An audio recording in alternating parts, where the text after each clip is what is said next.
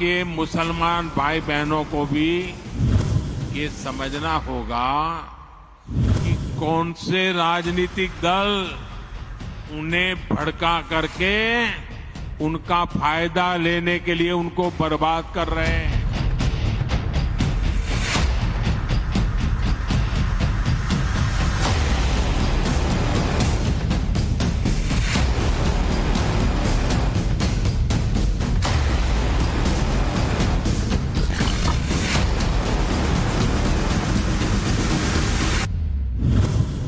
वक्त बदल गया है, सोच बदल चुकी है, रणनीति भी बदल गई। तुष्टिकरण किसी का नहीं, सबका संतुष्टिकरण। मोदी इसी फॉर्मूले पर 2024 की रणनीति को कस रहे हैं, नए पुराने साथियों को जोड़ रहे हैं। उन मुस्लिमों से भी भरोसे का एक रिश्ता कायम किया जा रहा है जिनको हमेशा मोदी के खिलाफ भड़काया गया, और यही वजह कि मोदी के लिए इस बार 2014 और 2019 से भी बड़ी जीत की भविष्यवाणी, कोशिशें परवान चढ़ रही हैं।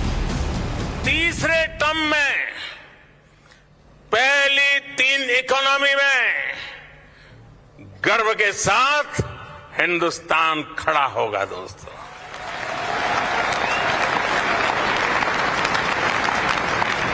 हर टर्म टॉप 3 इकोनॉमी पे पहुंच के रहेगा भारत,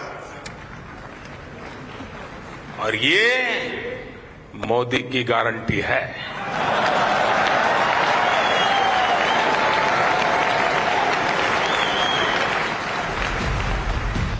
लगातार तीसरी फतह के लिए बीजेपी अध्यक्ष जेपी नड्डा ने एक नई टीम बना दी, जिसमें 13 राष्ट्रीय उपाध्यक्ष, 8 राष्ट्रीय महामंत्री, 1 राष्ट्रीय महामंत्री संगठन, 1 राष्ट्रीय सह संगठन, कोषाध्यक्ष और सह कोषाध्यक्ष और 13 राष्ट्रीय सचिवों को शामिल किया गया। मगर नई टीम में जिन 2 नामों की सबसे ज्यादा चर्चा, वो है तारिक मंसूर, जो अलीगढ़ मुस्लिम यूनिवर्सिटी के पूर्व वीसी रह चुके हैं, उन्हें राष्ट्रीय उपाध्यक्ष बनाया गया, और अब्दुल्ला कुट्टी, जो केरल से आते हैं और पहले से ही राष्ट्रीय उपाध्यक्ष के पद पर हैं। इन 2 बड़े मुस्लिम चेहरों को बड़ी जिम्मेदारी देकर पार्टी ने साफ किया कि आने वाले लोकसभा चुनाव में मोदी को अलग करने वाले हैं। देखिए, आज जिस तरीके से हमारे देश के प्रधानमंत्री नरेंद्र मोदी जी पासमानदा समाज के उत्थान की बात पूरी गंभीरता से, पासमानदा समाज की डेवलपमेंट की बात वो कर रहे हैं, निश्चित तौर पे जो हमारा मुस्लिम समाज है, पासमानदा समाज है, इनको आगे बढ़ाने के लिए सरकार का जो कर्तव्य होना चाहिए था, हमारी केंद्र की और प्रदेश की जो सरकार है अपने कर्तव्यों का निर्वहन ईमानदारी से कर रही है। और आज पासमानदा समाज हमारे सरकार के प्रयासों के बदौलत तरक्की की तरफ आगे जुड़ रहा है। जो हमारे राष्ट्रीय टीम में भी पासमानदा समाज के हमारे जो तारिक मंसूर साहब हैं और अब्दुल्ला कुट्टी साहब हैं, उनको जगह दी गई। तो यहां पर देखा आपने 2024 में जीत को सुनिश्चित करने के लिए बीजेपी कैसे M+M फॉर्मूले पर काम कर रही है। सवाल यही कि इस फॉर्मूले का पूरा गणित क्या है, जमीन पर ये कैसे काम करेगा, क्या मुसलमान वाकई बीजेपी का वोटर बनेगा, बीजेपी क्यों मोदी मुसलमान के फॉर्मूले को कामयाबी का आधार मान रही है। अगली रिपोर्ट में आपके सामने।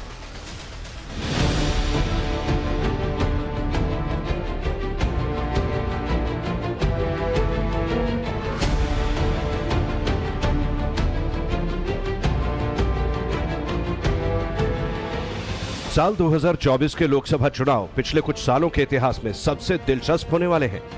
2024 में सारे विपक्षी दल एकजुट होने की बात कर रहे हैं। विपक्षी गठबंधन का नाम भी यूपीए से बदलकर इंडिया किया गया है। सोनिया गांधी, राहुल गांधी, ममता बनर्जी, नीतीश कुमार, अरविंद केजरीवाल, लालू यादव और वामपंथी दलों को यह लग रहा है कि गठबंधन का नाम इंडिया रख लेने से ही वो आधी लड़ाई जीत गए। विपक्ष अभी से 2024 में जीत के ख्वाब देखने लगा है। एनडीए बनाम इंडिया, एनडीए बनाम इंडिया, कितनी बड़ी चुनौती है ये ना भाई। वो लोग कभी एनडीए चलाए हैं, आप एनडीए का नाम अब कहा के लिए ले रहे हैं? वो तो अटल जी के टाइम का है, कभी बाद में मीटिंग नहीं किए, अब उनका कोई एनडीए अब है। इंडिया जीतेगा, भाजपा हारेगा। भारत जीतेगा, भाजपा हारेगा। इंडिया जीतेगा और हमारा देश जीतेगा। यानी अभी विपक्षी गठबंधन की हांडी चढ़ी है, कुनबा तैयार हो ही रहा है कि जीत के सपने देखने शुरू हो गए हैं। विपक्षी गठबंधन के इस सपने को तोड़ने के लिए पीएम नरेंद्र मोदी ने नया फॉर्मूला सेट कर दिया, जिसकी कल्पना भी विपक्षी दलों ने नहीं की होगी। वो फॉर्मूला जानने से पहले प्रधानमंत्री मोदी का बयान सुनिए, जिसमें उन्होंने विपक्ष के इंडिया नाम वाले गठबंधन के क्या मायने बताए हैं। इनका तरीका वही है जो हमेशा देश के दुश्मनों ने अपनाया है। पहले भी ये तो INDIA के नाम से आए हैं, लेकिन पहले इंडिया के नाम के पीछे अपने पाप को छुपाने का प्रयास किया गया है।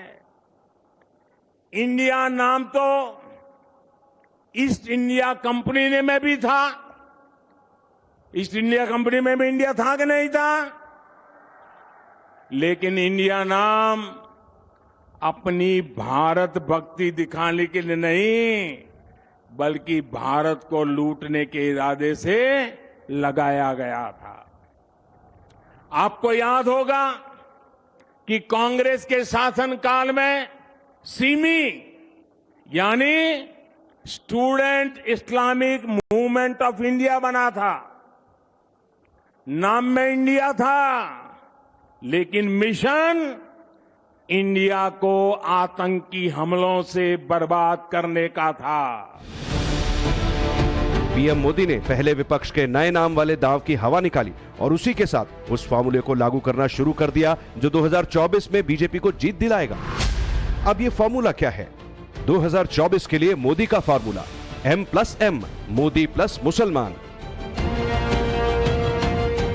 वो मुसलमान जिनके नाम पर अभी तक देश में ठेकेदारी स्टाइल में राजनीति होती थी। AIMIM, समाजवादी पार्टी और कांग्रेस जैसे कई दल हैं जो खुद को मुसलमानों का मसीहा बताते फिरते हैं। लेकिन प्रधानमंत्री मोदी के इस फॉर्मूले के बाद इन सब की दुकानें बंद हो जाएंगी और पीएम मोदी का M+M फॉर्मूला हवा हवाई नहीं है। इसके पीछे दो ऐसे आधार हैं जिसके दम पर यह फॉर्मूला काम करने वाला है। मुसलमानों में सिर्फ शिया या सुन्नी ही नहीं है, अहमदिया, दाऊदी बोहरा और पसमानदा भी हैं। शिया सुन्नी को बीजेपी विरोधी माना जाता है। अहमदिया, बोहरा और पसमानदा बीजेपी समर्थक हैं। पिछड़े मुसलमानों को पसमानदा मुसलमान कहते हैं। ये भी समझिए कि मुसलमानों का वोट प्रतिशत कितना है और वो कितनी लोकसभा सीटों पर असर डालते हैं। देश में मुसलमानों की आबादी करीब 21 करोड़ है। इसमें पसमानदा मुसलमानों की आबादी 80 से 85% है। 10 से 12 लाख के करीब अहमदिया मुसलमान हैं, 5 लाख के करीब दाऊदी बोहरा मुस्लिम हैं। प्रधानमंत्री नरेंद्र मोदी जो भी काम करते हैं पूरे फैक्ट और डेटा के साथ करते हैं और इसी वजह से उनकी प्लानिंग सफल होती है। मुसलमानों को बीजेपी के साथ जोड़ने के लिए पीएम मोदी का जो फॉर्मूला है उसके पीछे 2014 और 2019 के लोकसभा चुनाव के आंकड़े हैं। इसे देखिए कि देश में 92 लोकसभा सीटें ऐसी हैं जहां मुस्लिम वोटर्स 20% से ज्यादा हैं, यानी निर्णायक है। 2014 में एनडीए को इनमें से 41 सीटों पर जीत हासिल हुई थी, जबकि 2019 में एनडीए को इनमें से 45 सीटों पर जीत मिली थी, जो 2014 के मुकाबले बेहतर प्रदर्शन है। साफ है कि पिछले 9 साल में नरेंद्र मोदी को लेकर मुसलमानों का नजरिया बदला है और वो लोकसभा सीटों के रूप में सामने दिख रहा है। 2024 में भी और बेहतर नतीजे सामने आए तो हैरानी नहीं होनी चाहिए, क्योंकि पीएम मोदी के M+M फॉर्मूले को लागू करने के लिए बीजेपी मिशन मोड में जुट गई है और 5 ऐसी रणनीति बनाई है जिसकी काट विपक्ष के पास भी नहीं होगी। पहली रणनीति, पसमानदा मुसलमानों पर नजर। मुसलमानों की 41 पिछड़ी जातियां पसमानदा में आती हैं। इनके लिए बीजेपी लगातार पसमानदा सम्मेलन कर रही है। दूसरी रणनीति, सूफी सम्मेलन। देश भर में मजारों और दरगाहों पर सम्मेलन आयोजित होंगे। तीसरी रणनीति, लाभार्थी मुस्लिम वर्ग पर नजर।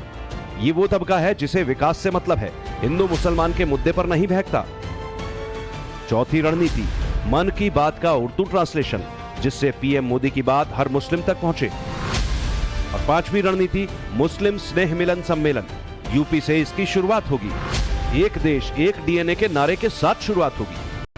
पीएम मोदी का मुसलमानों के लिए स्पष्ट संदेश है कि वो तुष्टीकरण नहीं बल्कि संतुष्टीकरण की राजनीति कर रहे हैं और इसमें समाज के हर वर्ग को संतुष्ट किया जाएगा, बिना धर्म और जाति देखे। यही बात खुद मुस्लिम समाज भी कह रहा है।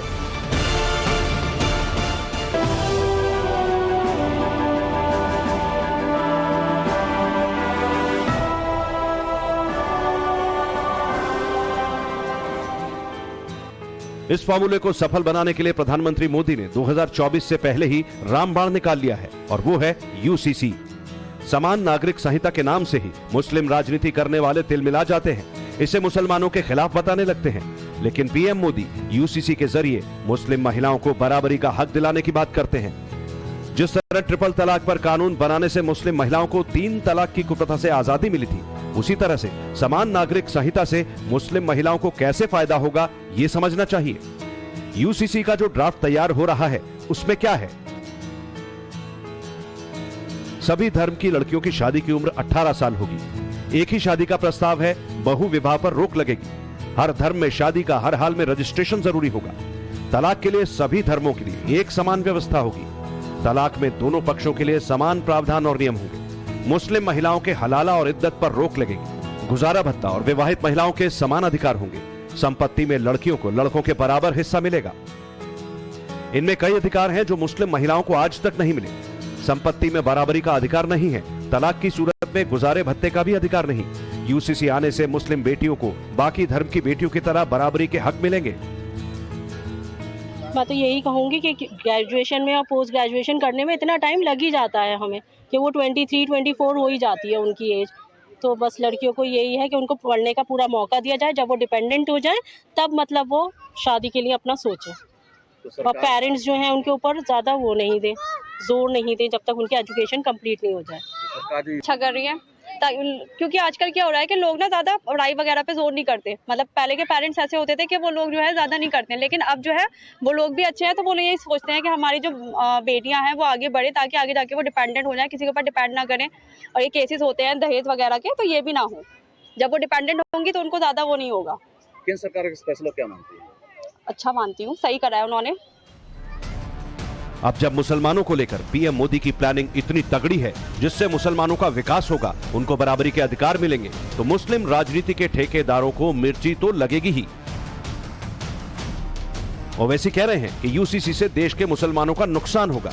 देश में मुसलमानों की पहचान मिटाने के लिए यूसीसी लाया जा रहा है। जमीयत उलेमा हिंद के मौलाना अरशद मदनी ने कहा, यूसीसी एक खतरा है और शरीयत से समझौता बर्दाश्त नहीं किया जाएगा।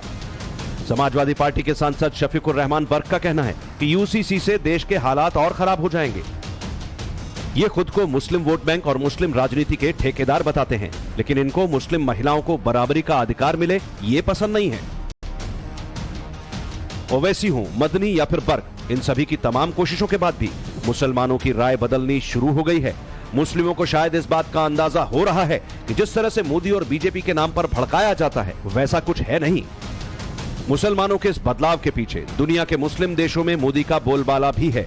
मुसलमान देख रहा है कि मुस्लिम देश खुलकर मोदी का सम्मान कर रहे हैं। इसी साल जून में पीएम मोदी इजिप्ट के दौरे पर गए थे। पिछले 26 साल में इजिप्ट का दौरा करने वाले पीएम मोदी पहले भारतीय प्रधानमंत्री हैं। इस दौरान इजिप्ट ने पीएम मोदी को अपने सर्वोच्च नागरिक सम्मान ऑर्डर ऑफ द नाइल से सम्मानित किया। इजिप्ट अकेला मुस्लिम देश नहीं है, उसके अलावा सऊदी अरब, बहरीन, मालदीव, यूएई, फिलिस्तीन और अफगानिस्तान ने भी पीएम मोदी को अपने सर्वोच्च नागरिक सम्मानों से नवाजा है। अब जब दुनिया भर के देश नरेंद्र मोदी का सम्मान कर रहे हैं, तो भारत के मुसलमानों की वो धारणा भी बदल रही है जो सालों से मुसलमानों के नाम पर राजनीति करने वालों ने बनाई। मोदी मतलब सबका विश्वास, और ये विश्वास अब मुसलमान दिखा रहे हैं, जिसका सीधा मतलब ये निकलता है कि 2024 के लोकसभा चुनाव के बाद ओवैसी, अखिलेश, ममता जो मुसलमानों के नाम पर राजनीति करते हैं, इनकी दुकानें बंद हो जाएंगी और मुसलमानों के नाम पर वोट बैंक पॉलिटिक्स भी बंद होगी। Bureau report, times now Navbharat.